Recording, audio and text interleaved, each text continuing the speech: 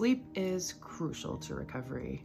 It's too big of a topic to cover all in this little video, but I do want to tell you about one thing that has made a difference for me.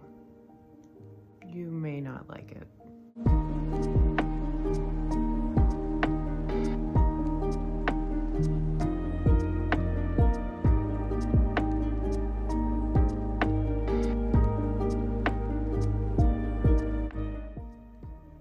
Welcome to my channel. Please subscribe. I'm supposed to keep saying that until you do.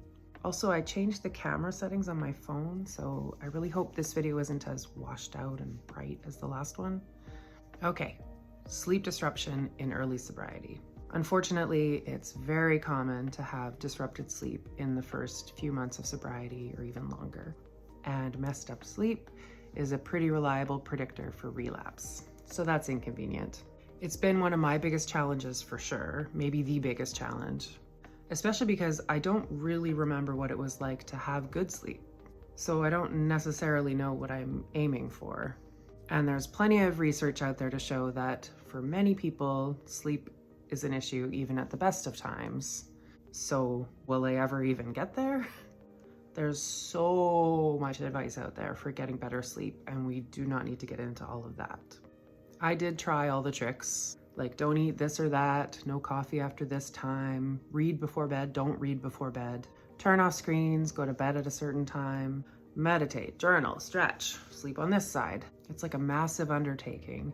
And if you have any kind of perfectionist bent, it can be seen as a must-do checklist for excellent A+ sleep. Another task I better get right or everything's gonna fall apart again.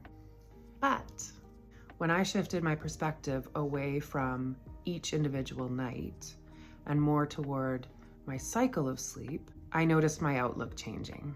It was more about retraining my body and brain to sync up with the normal cycle of day and night, the circadian rhythm. And this shift in perspective did alleviate a lot of the stress and anxiety I had been experiencing.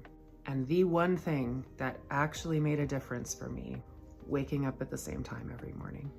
No matter what, 6 a.m. For one thing, I was starting the day already having checked something off my list.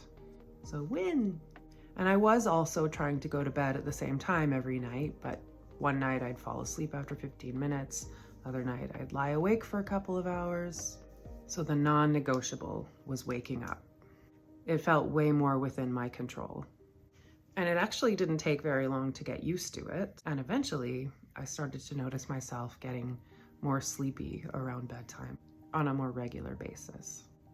Now, this has not gone perfectly, and I go in and out of this practice depending on whatever else is going on. But when I return to this habit and maintain it, I notice an overall improvement in my ability to sleep and to wake up. So like I said, this topic is massive, so here are a few rapid fire qualifiers. During withdrawals, detox, and early recovery, I was given prescription medication to help with sleep.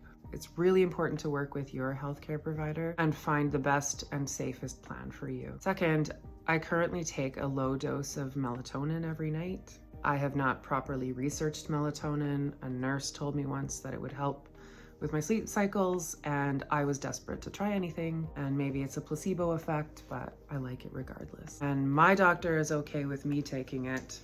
Check with your doctor before you do. And lastly, I acknowledge the huge advantage that I have here. I live in my own place. My kids are not babies anymore.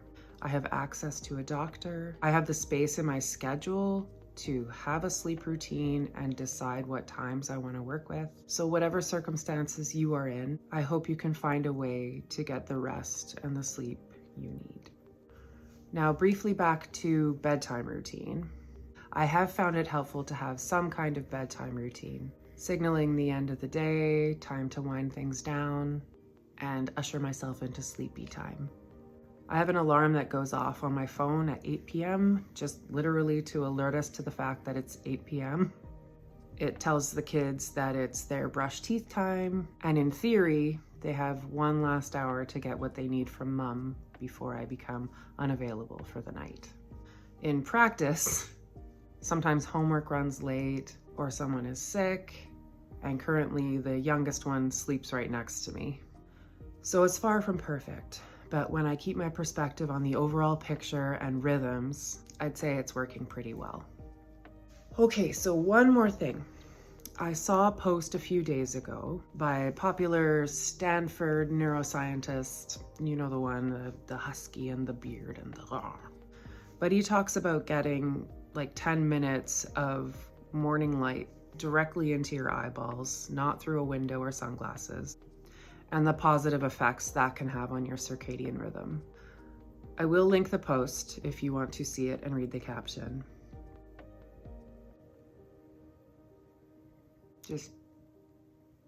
I checked another source and it said 30 to 45 minutes, ideally within the first hour of waking up. So this is starting to sound like a thing now that not everyone can easily do.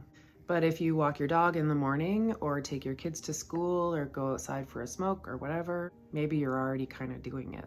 Anyway, I'm going to focus on that this week. See when it is that I'm actually exposing myself to morning light and maybe adjust my routine so I'm doing it a little bit more intentionally. And just a reminder, overall, it helps to temper expectations, or at least for me it does, if I zoom out and approach it as a cycle. Not so much focusing on it worked today, it didn't work today, anxiety, I'm not doing this right, etc. That's all for today. Thanks for sticking around. For more like this, please do subscribe.